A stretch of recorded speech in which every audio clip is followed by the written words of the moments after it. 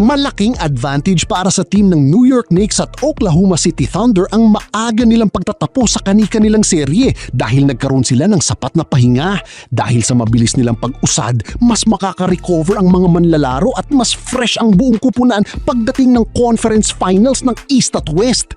Sa ngayon, hinihintay ng Oklahoma City Thunder kung sino ang mananalo sa serye ng Minnesota Timberwolves at San Antonio Spurs na siyang magiging susunod nilang makakalaban. Sa kabilang conference naman, ang New York Knicks na kinabibilangan ni Jordan Clarkson ay naghihintay rin kung sino ang mananaig sa pagitan ng Detroit Pistons at Cleveland Cavaliers. Dahil parehong sweep ang ginawa ng Knicks at OKC sa kanilang serye, maraming fans ang nagsasabing sila ang dalawang pinakamalakas na koponan ngayong 2026 NBA.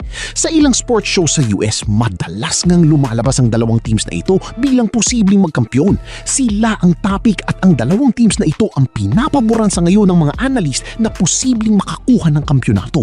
Pero syempre hindi pa rin sigurado ang lahat dahil ibang laban na ang conference finals at siguradong mas mabigat ang magiging kalaban nila at tataas rin ang tensyon at laro ng mga teams at players. Isa rin sa mainit na usapin ngayon ay ang magiging desisyon ni LeBron James para sa susunod na season. Ayon kay Stephen A. Smith, ilan sa mga posibleng mapuntahan ni LeBron ay ang Knicks, Cavaliers, Warriors o maaari rin siyang manatili sa Lakers. Hindi rin inaalis ang posibilidad na maaari na siyang magretiro matapos ang season.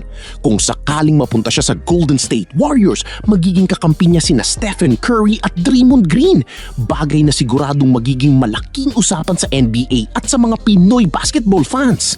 Marami ring fans ang natutuwa sa ideyang ito dahil sa tagal ng rivalry ni na LeBron at Curry at kakaibang makita silang nasa iisang koponan at naglalaro bilang magka-team sa NBA. Samantala, sinabi rin ng Los Angeles Lakers management na bukas sila kung nais ni LeBron James na manatili at i-extend ang kanyang kontrata. Sa edad niya ngayon, malinaw pa rin kaya niyang makipagsabayan sa mga mas batang players. Sa katunayan, marami pa rin nga sa kanila ang nahihigitan ni LeBron sa loob ng court.